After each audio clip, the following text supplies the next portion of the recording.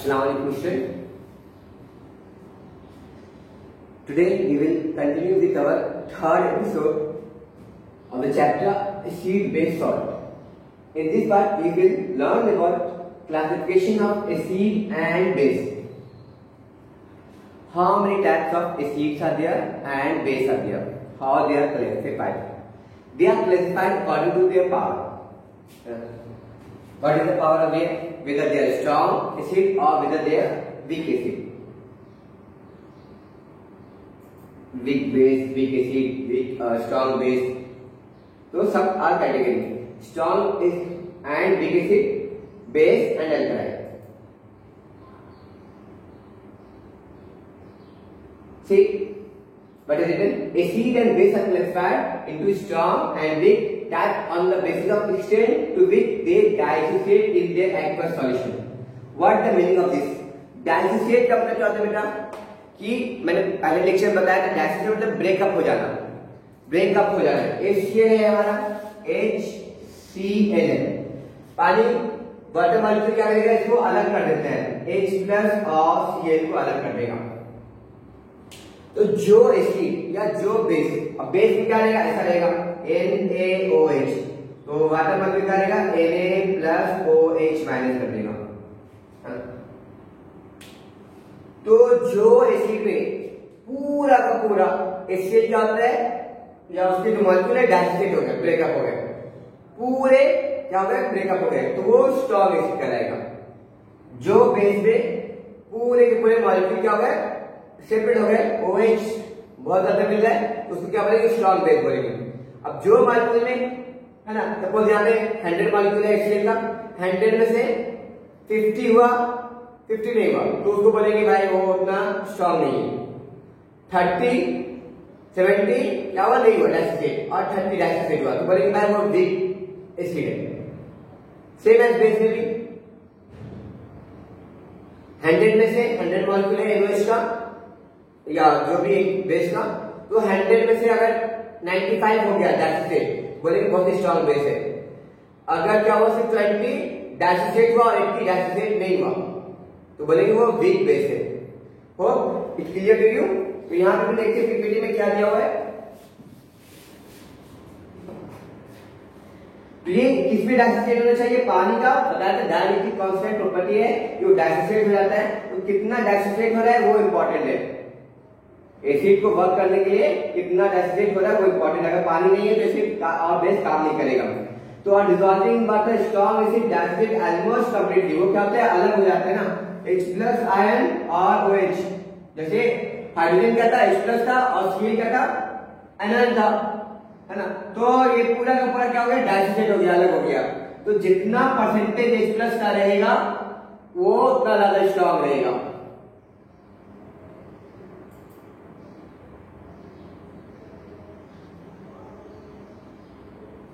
And the resulting aqueous solution contain mainly H plus ion and the concerned acidic radical. और जो concerned acidic radical है वो जो Cl minus है वो है, और H plus ion बहुत ज्यादा उसमें रहेगा, तो वो स्ट्रॉन्ग एसिड कहलाएगा। H plus ion बहुत ज्यादा है यहाँ पे, वो पूरा का पूरा क्या हुआ? डाइसोसिएट हो गया। इससे HCl है, HBr है, HNO3 है, H2SO4, ये सब स्ट्रॉन्ग एसिड का क्या था? नेम थे। वापस से देखते हैं।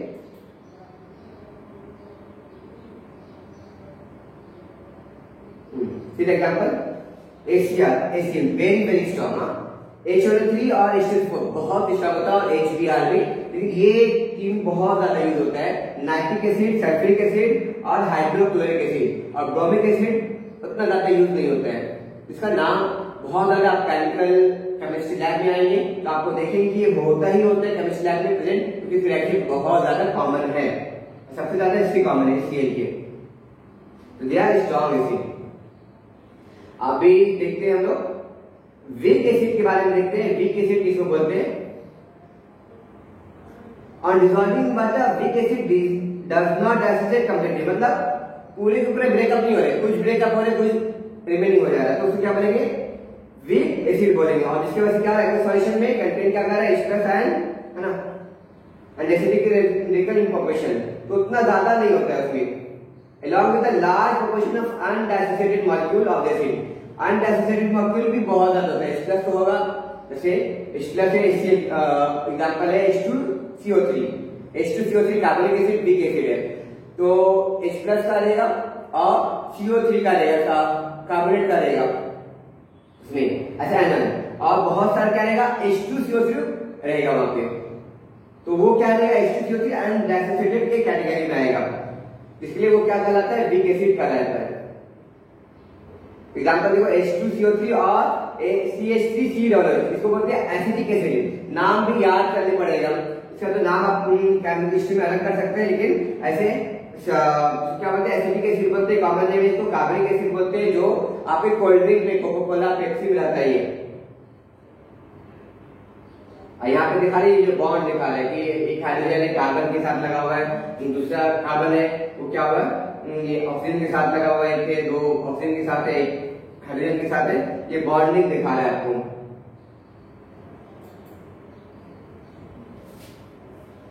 स्ट्रॉन्ग बेस, स्ट्रॉन्ग बेस वही हो गया फॉर्म उसी का जिस तरह से एसिड का हुआ था।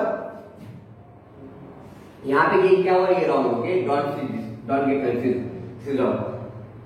तो यहाँ पे क्या है OH- बहुत ज्यादा रहेगा, OH- क्या रहेगा बहुत ज्यादा रहेगा यहाँ पे, और ये कंप्लीटली क्या होगा डाइसोसिएट हो जा रहा है, स्ट्रॉन्ग बेस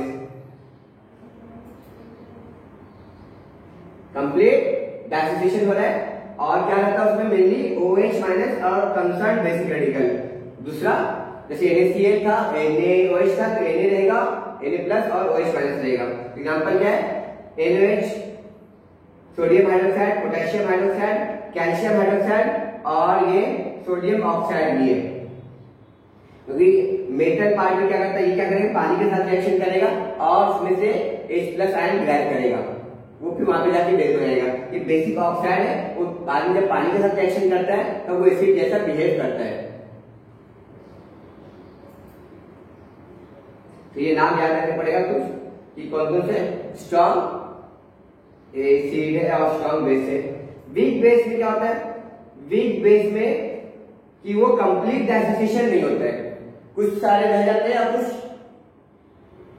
क्या नहीं डाइसोसिएट होते हैं और कुछ डाइसोसिएट नहीं होते, कुछ ब्रेकअप नहीं होते, इसीलिए उसको वीक बेस बोलते हैं। तो उसमें क्या रहेगा OH- रहेगा, प्लस कंसर्न बेसिक रेडिकल रहेगा, प्लस और क्या रहेगा उसमें अनडाइसोसिएटेड बेस मॉलिक्यूल्स रहेंगे, large proportion of undissociated molecule of the base भी प्रेजेंट रहेंगे। वीक बेस देखो यहाँ पे एल्युमिनियम,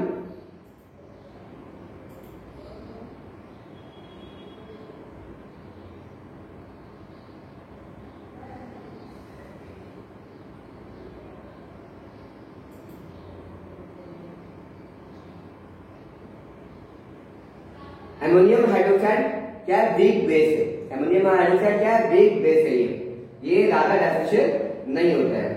इसके अलावा एक और चीज है बेस में कि कुछ बेस क्या होता है पानी में एकदम हाईली डिसॉल्वेबल होता है, या पानी मिला के एकदम सॉल्ट क्या हो गया वो डिसॉल्व हो गया, और कुछ बेस क्या होता है डिसॉल्व नहीं होता है।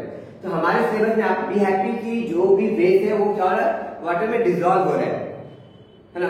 तो जो बेस वाटर में डिसॉल्व होता है उसका एक और नाम रखिए क्या अल्कलाइन। इजी है, बेस जो वाटर में डिसॉल्व होते हैं उसको क्या बोलते हैं अल्कलाइन बोलते हैं। तो हमारे सिलेबस में क्या है सारे के सारे बेस क्या है वो डिसॉल्व होने वाले हैं, तो सारे के सारे बेस हम पढ़ने वाले हैं वो अल्कलाइन ही रहेंगे। तो आप ऐसे भी कह सकते हैं कि all alkali are the base but all base are not alkaline, getting all alkali are the base क्योंकि सारे alkali बेस होते हैं है ना, लेकिन सारे बेस अल्कलाइन नहीं होते क्योंकि सारे बेस क्या होते हैं पानी में डिसॉल्व नहीं होते। तो ये आप देख सकते हैं इसका एक थोड़ा सा अलग है, और इसको हम लोग बेस को अल्कलाइन नहीं बोलेंगे, NaOH इज अल्कलाइन। तो आप don't get confuse the base, वो बेस है जो पानी में डिसॉल्व हो रहा है। तो अल्कलाइन ऑफ बेस कभी हम लोग बेस यूज करते हैं कभी अल्कलाइन यूज करते हैं।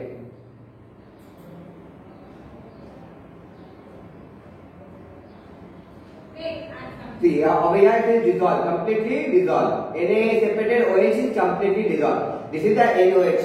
See example of alkali given NaH, KOH, NH3, NaOH और KOH क्या है तो कंप्लीट डिसॉल्व हो जाता है। देखो यहाँ पे एग्जांपल क्या हुआ है, Na अलग हो गया, OH अलग हो गया, Na अलग, OH अलग हो गया, तो कंप्लीट क्या हो गया, डिसॉल्व भी हो गया और डाइसोसिएट भी हो गया। डाइसोसिएट मतलब डिवाइड हो गया। लेकिन NH3 जो रहेगा, NH3OH जो रहेगा वो क्या होता है, वो डिसॉल्व नहीं होता है, वो डिसॉल्व नहीं होता है। NH3OH ये डिसॉल्व कंप्लीटली नहीं होता है, इसलिए क्या है, ये विद बेस है या विद अल्कलाई बोल सकते हैं इसको।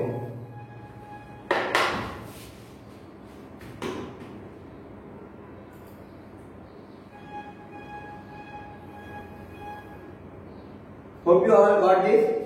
इजी है। अभी न्यू टर्म है बेसिसिटी एंड एसिडिटी, बहुत इजी है, इसमें कोई बड़ा फंडा नहीं है, इतना परेशान नहीं होगा। हर चीज में नया नया टेक्निक आ रहा है, तो अच्छी क्या होता है कि हम लोग फर्स्ट टर्म पढ़े तो हमें लगा कि अरे ऐसा है, आप एक बार वीडियो सुन लिए, 2 बार वीडियो सुन लिए, बोले अरे ये एकदम इजी था, तो परेशान होने का नहीं बेटा, है ना। नया टर्म है बेसिसिटी एसिडिटी आया, उससे पहले क्या आया, स्ट्रॉन्ग आया, वीक बेस आया, ऐसा आया, तो परेशान होने का नहीं, सब एक दूसरे से रिलेटेड है और कोई बहुत ज्यादा डिफरेंट नहीं है, तो बी कॉन्फिडेंट। तो यहाँ पे क्या हुआ, एसिड और बेस वापस से क्लासिफाइड होता है जिसमें एसिडिटी एंड बेसिसिटी, तो यहाँ पे एसिडिटी और बेसिसिटी में डिवाइड हो रहा है, और ये इसका उल्टा होता है, बेसिसिटी एसिड का होगा, बेस एसिडिटी का होता है। ये बहुत ज्यादा यूज नहीं होता है, इसका ज्यादा कंफ्यूज नहीं होने का इसमें। इसमें बेसिसिटी ऑफ एसिड को क्या बोलते हैं, अच्छा देखो जब मैं पढ़ा रहा था H+ आयन, एसिड में क्या होता है, H+ आयन होता है, तो मैंने बताया था कि ये इसको बोलते क्या, बेसिक रेडिकल भी बोलते हैं ना हम लोग, बेसिक रेडिकल है उसका, तो इसलिए यहाँ पे बेसिसिटी ऑफ एसिड बोलते हैं इसको, बेसिसिटी ऑफ एसिड बोलते हैं। अब यहाँ पे होता है क्या कि एक टाइप के एसिड में कितना, एक मॉलिक्यूल ऑफ जो एसिड है, एक मॉलिक्यूल ऑफ एसिड है, उसमें कितना H+ आयन आ रहा है, उसमें कितना नंबर ऑफ H+ आयन आ रहा है, तो उसको बेसिसिटी बोलेंगे। अगर एक आ रहा है तो बेसिसिटी उसका 1 हो गया, 2 आया तो 2 हो गया। एग्जाम्पल ले लो, एग्जाम्पल यहाँ पे भी है HCl, है ना, ये डिवाइड हुआ, डाइसोसिएट हुआ पानी में, H+ और Cl- आया, कितना H+ आया एक मॉलिक्यूल में, एक ही H आया, उसका बेसिसिटी कितना होगा, 1 ही होगा। इसके अलावा देखो H2SO4, अभी यहाँ पे एक डाइसोसिएट हुआ, 2 आया और ये SO4 2- है ना, तो यहाँ पे कितना हाइड्रोजन आया, 2 हाइड्रोजन आया, कितना आया, 2 हाइड्रोजन आया, उसका बेसिसिटी कितना होगा, 2 हो जाएगा। बस ये हाइड्रोजन के नंबर बोल रहे, हाइड्रोजन मॉलिक्यूल के नंबर बोल रहे, इसी को बेसिसिटी ऑफ एसिड बोलते हैं। तो इसमें कोई बड़ा फंडा नहीं है और बहुत ज्यादा इसका यूज नहीं होता है। इसमें याद रखना कि यहाँ पे 2 मॉलिक्यूल आ रहे हैं, एक मॉलिक्यूल आ रहे हैं, HCl में यहाँ पे 2 आ रहे हैं, इजी है।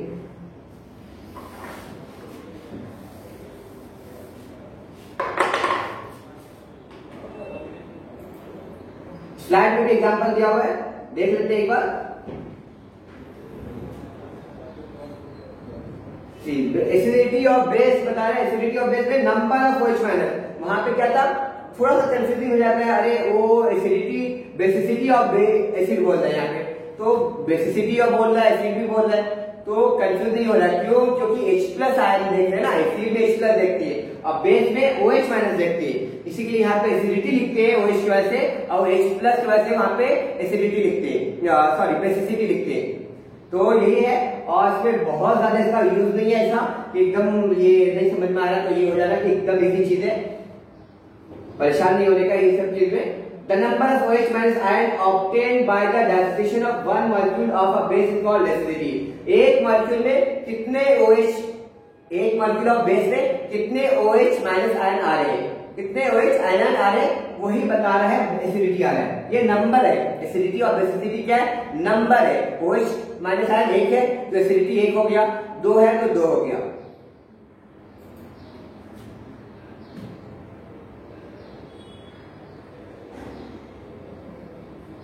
देखो इसका एग्जांपल दिया हुआ है यहाँ पे, number of H+ obtain from HCl और 1, इसमें से भी कितना रहेगा, 1 है, H कितना है, 1 है।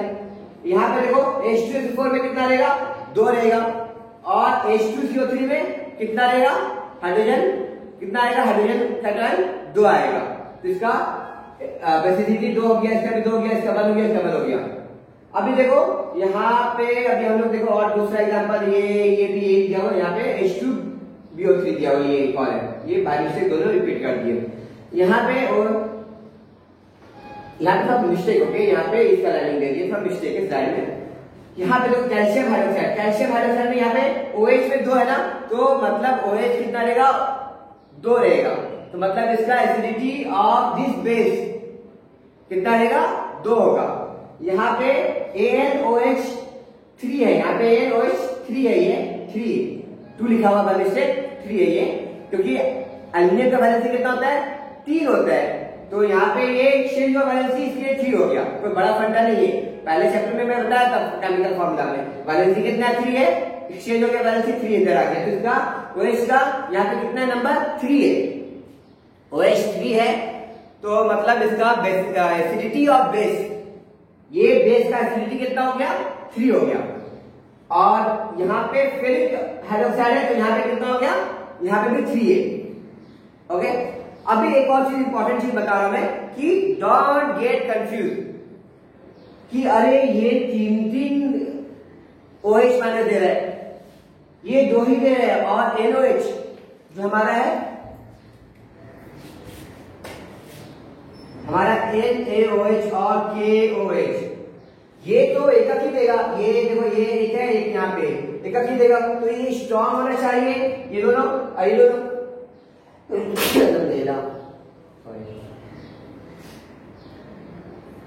ये स्ट्रॉन्ग होना चाहिए, यहाँ पे 3 है,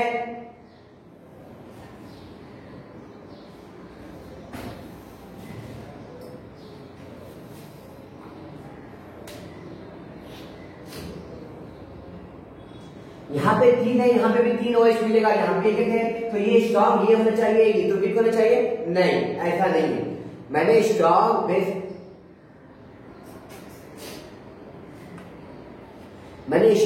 बेस और स्ट्रॉन्ग एसिड का क्या डेफिनेशन बताया था कि वो जब पानी में डिसॉल्व करते हैं तो कंप्लीट गैसिफिकेट हो जाता है, तो ये NOH और KOH होता है क्या, कंप्लीट हो जाता है, इसमें एक भी मॉलिक्यूल क्या रहेगा, NOH और KOH बन के रहेगा, क्या रहेगा, K प्लस अलग रहेगा, OH माइनस अलग रहेगा, Na प्लस अलग रहेगा, OH माइनस अलग रहेगा। लेकिन जब यहाँ पे बात करते हैं, ये जब पानी में डिसॉल्व होगा, भले ये OH 3 दे रहा है और AN1 दे रहा है, OH 3 दे रहा है, लेकिन क्या हो रहा है यहाँ पे, ये कंप्लीट गैसिफिकेशन नहीं हो रहा है, बहुत सारे एल्यूमिनियम हाइड्रोक्साइड वो वैसे का वैसे रहते हैं, अनडाइसिसेटेड रहेंगे, बहुत सारे आयरन हाइड्रोक्साइड क्या रहेंगे, वो वैसे का वैसे रहेंगे, ये वो वैसे का वैसे रहेंगे, है ना। तो इसलिए क्या ये वीक है और ये स्ट्रॉन्ग है, गेटिंग क्लियर, कि यहाँ पे नंबर से नहीं बता रहा है कितना हो रहा है कितना नहीं हो रहा है, यहाँ पे बता रहा है कि डाइसिसेट हो रहा है कि नहीं पूरा, स्ट्रॉन्ग बेस और स्ट्रॉन्ग एसिड किसी पे डिपेंड है, डाइसिसेशन के ऊपर, वेदर डाइसिसेट हो रहा है कि नहीं, भले कितना नंबर OH दे रहा है वो इंपॉर्टेंट नहीं है, डाइसिसेट हो रहा है कि नहीं, तो यहाँ पे कंप्लीट डाइसिसेशन हो रहा है, स्ट्रॉन्ग एसिड कंप्लीट नहीं हो रहा है तो उसे वीक है, क्लियर।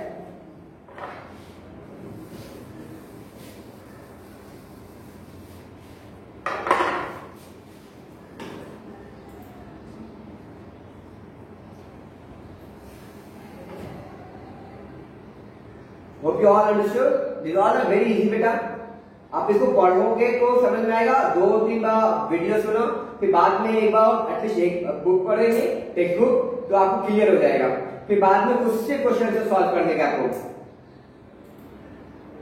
अभी देखो यहाँ पे कॉन्सेंट्रेशन बताया, कॉन्सेंट्रेशन ऑफ एसिड और बेस, उसके लिए ये कॉन्सेंट्रेशन होता है क्या,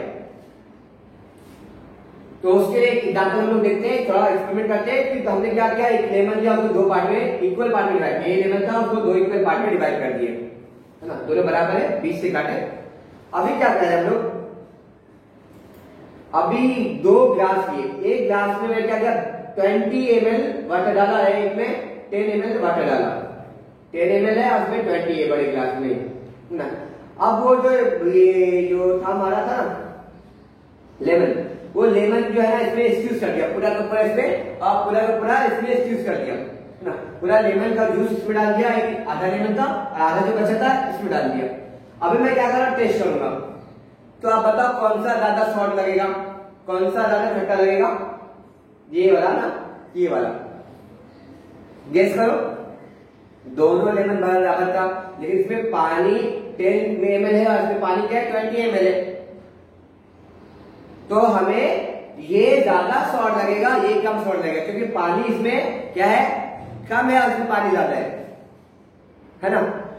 पानी कम है इसमें पानी ज्यादा है, तो हम लोग इसको क्या बोल सकते हैं, अच्छे वर्ड में, साइंटिफिक वर्ड में क्या बोलेंगे कि concentration of lemon juice over here is more than the concentration of lemon juice over here. तो यहाँ पे बोलेंगे कॉन्सेंट्रेटेड है लेमन जूस, यहाँ पे कॉन्सेंट्रेटेड है मतलब बहुत ज्यादा परसेंटेज है लेमन जूस का, और यहाँ पे लेमन जूस का परसेंटेज कम है, इसको हम लोग डाइल्यूट भी बोलते हैं। कॉन्सेंट्रेशन का अपोजिट क्या होता है, डाइल्यूट। यहाँ पे डाइल्यूटेड है, ये कॉन्सेंट्रेटेड है। तो एक बेसिक चीज एक और याद रखना यहाँ पे कि भाई जो लेमन था वो हमारा क्या था, सॉल्यूट, और वाटर क्या है, ये हमारा सॉल्वेंट, सॉल्वेंट। और ये दोनों मिला के क्या बनता है, क्या बनता है, सॉल्यूशन बनता है बेटा। क्या बनता है, सॉल्यूशन। तो एक सॉल्यूशन में एक सॉल्यूट होता है, दूसरा सॉल्वेंट होता है। तो जो ये रेशियो है, ये दोनों का रेशियो है कि कौन कितना परसेंटेज है ना। यहाँ पे भी कितना था, ये इसका परसेंटेज ज्यादा हो गया, यहाँ पे क्या हो गया, ये इसका परसेंटेज कम है, पानी का परसेंटेज कम है। तो सॉल्यूट का जो परसेंटेज हम लोग देखते हैं सॉल्यूट का, वो इंपॉर्टेंट होता है हमारे लिए कि सॉल्यूट कितना परसेंटेज में है, क्या प्रोपोर्शन में है। तो उसकी वजह से हम लोग कॉन्सेंट्रेटेड और डाइल्यूट बोलते हैं। जितना ज्यादा सॉल्यूट रहेगा उतना ज्यादा कॉन्सेंट्रेटेड रहेगा, जितना कम सॉल्यूट रहेगा उतना ये क्या बोलते हैं, उतना कम ये डाइल्यूट बोल सकते हैं या लेस कॉन्सेंट्रेटेड बोल सकते हैं, है ना। अब दो तरीका है इसमें वापस से कि मैं तो अभी लेमन बराबर डाला, पानी कम बेसी कर दिया, पानी क्या किया, कम बेसी कर दिया। अब मैं क्या करता हूँ, लेमन ना इसमें एक पूरा अक्खा लेमन डाल देता हूँ, अक्खा लेमन इसमें डाल दिया, एकदम फुल लेमन था ना, वो काट के 2 पीस करके डाल दिया, इसमें सिर्फ एक ही लेमन डाला, आधा करके एक टुकड़ा इसमें डाला, तो वापस से कॉन्सेंट्रेशन इसमें बढ़ जाएगा। पानी बराबर है, पानी 10 ml इधर भी है, 10 ml इधर भी है, और इधर सपोज 5 नींबू डाल दिया, 5 नींबू है ना, मैंने काट के डाल दिया, इधर सिर्फ एक ही लेमन डाला, तो कॉन्सेंट्रेटेड किधर रहेगा ज्यादा, किधर रहेगा, इधर ज्यादा रहेगा ना, क्योंकि सॉल्यूट इधर ज्यादा है ना। इधर 5 नींबू डाला मैंने, तो ज्यादा खट्टा किधर लगेगा, इधर खट्टा लगेगा, इधर एक ही नींबू डाला था तो इधर कम खट्टा लगेगा। तो दोनों तरीके से हम लोग कॉन्सेंट्रेशन चेंज कर सकते हैं। सॉल्यूट हमें क्या बताया, प्रोपोर्शन बताया, सॉल्यूट क्या किया मैंने, कम ज्यादा किया तो कॉन्सेंट्रेशन कम बेसी होगा, सॉल्वेंट कम ज्यादा किया तो कॉन्सेंट्रेशन कम ज्यादा होगा। पहला केस में क्या था, हमने सॉल्वेंट जब पानी इधर ज्यादा रखा था, इधर कम रखा था, तो इधर कम रखने वाला क्या हो गया, कॉन्सेंट्रेशन ज्यादा हो गया, है ना। जब सॉल्वेंट क्या रहेगा, कम रहेगा तो कॉन्सेंट्रेशन ज्यादा होगा, जब सॉल्वेंट ज्यादा रहेगा जैसे यहाँ पे, तो कॉन्सेंट्रेशन क्या होगा, कम हो जाएगा। उसी तरह जब सॉल्यूट ज्यादा रहेगा, इसमें सॉल्यूट 5 नींबू डाला था मैंने, लेमन डाला था, तो कॉन्सेंट्रेशन ज्यादा हो गया। जब मैंने सॉल्यूट क्या क्या कम डाला, इसमें एक ही लेमन डाला, तो उसका कॉन्सेंट्रेशन कम हो गया, लेस कॉन्सेंट्रेटेड हो गया। लेस कॉन्सेंट्रेटेड को डाइल्यूट भी बोलते हैं हम लोग।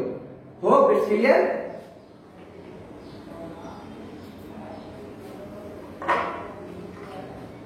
ये इंपॉर्टेंट बहुत है बेटा, आते रहता है, ये पूरे सब बेसिक है ये।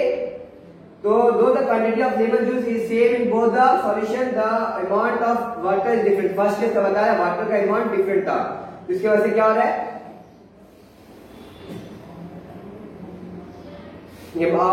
although the quantity of solute is the same, solute मतलब lemon, and solvent is different, है ना। different है, the ratio of the quantity of the solute to the solution of solvent is different for each solution, है ना। इसलिए दोनों का ratio अलग अलग हो जा रहा है। तो इसमें क्या हो रहा है, रेशियो ज्यादा डिफर कर रहा है। All the property of the solution depend on the amount, on the nature of the solute and solvent, and also on the proportion of the solution।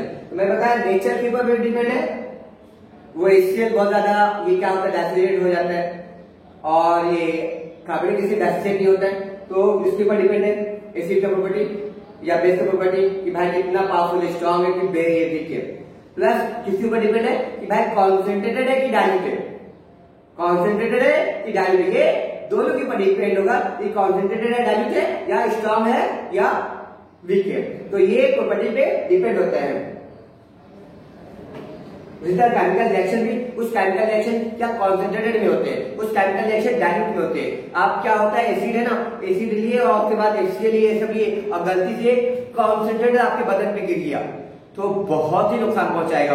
वो जला देगा, वो आपके कपड़े को, आपकी स्किन को जला देगा, आपको बहुत ज्यादा पेन होगा। लेकिन डाइल्यूट वाला क्या करता है, उतना ज्यादा वो नुकसान नहीं पहुंचाएगा, कपड़ा धीरे धीरे खराब कर देगा और ना स्किन थोड़ा रैशेज होंगे, जलेंगे। लेकिन जो कॉन्सेंट्रेट होगा तो पूरा का पूरा क्या होगा, जल जाएगा। तो हमें जब भी अगर नहीं दिखा रहेगा CONC शॉर्ट लिखते हैं हम लोग, क्या लिखते हैं, कॉन्सेंट्रेटेड है तो क्या लिखते हैं हम लोग, शॉर्ट में उसका फॉर्म क्या है, CONC, और इसमें डाइल्यूट में DIN लिखते हैं।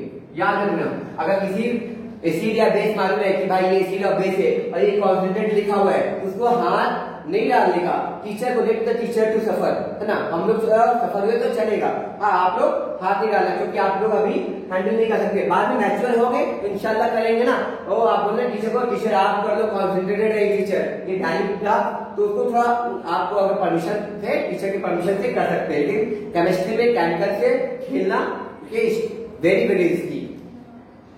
तो कॉन्सेंट्रेशन मतलब COC मतलब कॉन्सेंट्रेटेड, और DI मतलब डाइल्यूट होता है। हमारे जो लैबोरेटरी में जो apparatus आता है उसमें लिखा रहता है केमिकल पे। इसका बहुत ज्यादा यूज होगा आपको, कॉन्सेंट्रेटेड है कि डाइल्यूट है, जब आप केमिस्ट्री लैब में जाएंगे। अभी the proportion of solute in solution is called concentration of the solution, solute in the solution. तो देखो यहाँ पे क्या हुआ है, वापस रिपीट हुआ है स्लाइड में, समझ लो। प्रोपोर्शन, कितना प्रोपोर्शन है सॉल्यूट का, इसमें सॉल्वेंट में, सॉल्यूशन में, सॉल्यूट का प्रोपोर्शन कितना है सॉल्यूशन में, तो उसको क्या बोलते हैं, कॉन्सेंट्रेटेड बोलते हैं। अगर प्रोपोर्शन ज्यादा है तो क्या हो गया, कॉन्सेंट्रेटेड हो गया। अगर प्रोपोर्शन कम है तो क्या बोलते हैं, डाइल्यूट बोलते हैं उसको। When the concentration of the solute is high, it is concentrated solution. While the solution is called dilute, when the concentration of the solution is low. जब low रहेगा तो dilute और जब high रहेगा तो concentrated. Several units are used to express the concentration of the solution. बहुत सारे unit है, कौन-कौन सा है? Two of these units are used to more frequently. The first unit is the mass of the solute in gram. mass कितने लेंगे, solute का ग्राम में लेंगे, और dissolve in 1 litre of the solution. 1 litre में कितना डिजॉल्व है, कि जब एसिड बनाते हैं ना तो क्या करते हैं, सूखा एसिड है वो पानी में डिजॉल्व करते हैं। कौन से पानी में, जो पानी आप अपने ये बैटरी में डालते हैं ना, इन्वर्टर बैटरी में, वो पानी क्या आता है, प्योर रहता है, तो उसमें डिजॉल्व करते हैं। तो भाई डिजॉल्व करें तो कॉन्सेंट्रेशन कितना बताते हैं कि 1 लीटर पानी लिया, उसमें कितना ग्राम, कितना मास हमने क्या क्या एसिड या बेस डाला, तो कॉन्सेंट्रेशन बताएगा ग्राम पर लीटर। G/L, L क्या है, सॉल्यूशन है, और G क्या है, सॉल्यूट है। एक दूसरा है, the second unit is number of moles of solute dissolve in litre of solution, this called molarity. इसे क्या बोलते हैं, मोलैरिटी। मोल्स मतलब कितना नंबर है ऑफ एटम है। इसमें मोल्स के बारे में मैं अलग से कभी डिटेल में बताऊंगा, जस्ट जानू, ये एक और तरीका है moles of solute dissolve in litre of solution, इसको क्या बोलेंगे, मोलैरिटी बोलते हैं। और एम से डिनोट करते हैं मोलैरिटी को, एम से, मीटर नहीं है, मीटर फिजिक्स में यूज होगा, यहाँ पे एम बोले तो केमिस्ट्री में मोलैरिटी होता है। आप ये केमिस्ट्री लैब में खास 11th में जाएंगे तो आपको बहुत ज्यादा यूज होगा और आगे फ्यूचर में भी।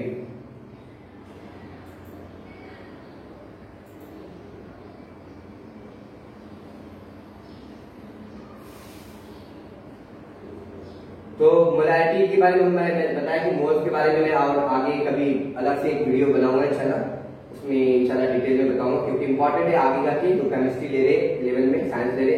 अभी यहाँ पे देखो कैसे लिखते हैं मोलैरिटी को। Molarity of the solute is indicated by writing a molecular formula. Molecular formula है उसका NaCl, उसमें लिखिए 1, तो इसका मतलब क्या हो गया, मोलैरिटी क्या है, 1 है। इसको ब्रैकेट में रखिए, कौन सा ब्रैकेट में, स्क्वायर ब्रैकेट में रखिए, और फिर बाहर लिखिए 1, 1m, 1m मतलब 1 मोलर या 1 मोलैरिटी है इसका। तो ये हो गया हमारा कॉन्सेंट्रेशन, हम लोग पढ़े स्ट्रॉन्ग एसिड, स्ट्रॉन्ग बेस हमने पढ़ा आज के लेक्चर में। तो दिस इज वीडियो।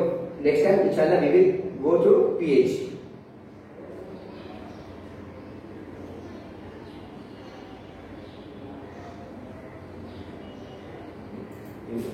अस्सलाम वालेकुम रहमतुल्लाहि व बरकातुहू।